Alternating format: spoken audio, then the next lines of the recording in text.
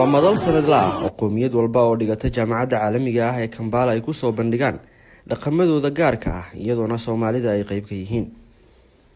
Ardayda Soomaaliyeed ee dhigata jaamacadda caalamiga ah ee Kampala ayaa sanadkii labaad ka soo qayb galay iyagoona soo bandhigay ciyaaro dhaqameedyo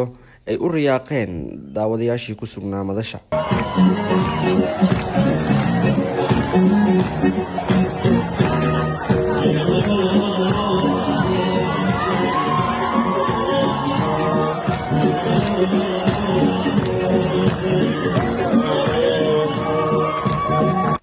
qaar ka mid ah ardaydii ka qayb gashay bandhiga iyo mas'uuliyiintii horkacaysay ayaa la hadlay muuqaal baahiyaha Somali Cable ayagoona yiri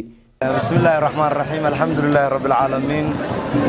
wasalaatu wasalaamu ala ashrafil anbiyaa wal mursaliin sayyidina muhammadin wa ala alihi wa sahbihi wa sallam ajmaciin ma ba'd ilaahay subhanahu wa ta'ala ayaa mahad u sugnaatay xaqiiqdii noo suurtageliyay inaan sanadkii labaad hadii aan ardayda Soomaaliyeed ka yahay inaan ka qayb qaadano dhaqanka jaamacadda oo qoomiyado kala duwan ay ka qayb galayaan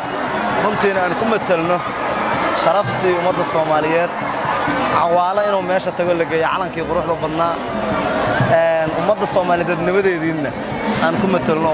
qoomiyadaha Afrikaanka ah ee kale qoomiyadaha kala gedisan ay ka soo qayb galayna ay qayb ka noqdaan oo arkaan dhaqankanaga oo Soomaali waxay ka aaminsanaayeen oo qarax iyo dhibaato ah inaan tusno dhaqan qurux badan inaan leenahay inaan tusno inaan dal iyo dad jiranahay inaan tusno inaan calan leenahay runtii waxay noo tahay sharaf gooni ah waxa aad ugu faraxsanahay inaan ka soo qayb galo kulankan quruxda badan oo lagu matalayo calankeena Soomaaliyeed jaamacadda waxa rabay inuu madceliyo gudoomiyaha KU gudoomiyaha Bakar oo si wanaagsan jecel inuu u soo bandhigo calankeena oo si ardayda jaamacadda dhigata ee Soomaalidu ay ka muuqdaan oo qayb weynna ay ka noqdaan dhaqamada la soo bandhigayo runtii farxad weyn bay noo tahay haddaan nahay ardayda Soomaaliyeed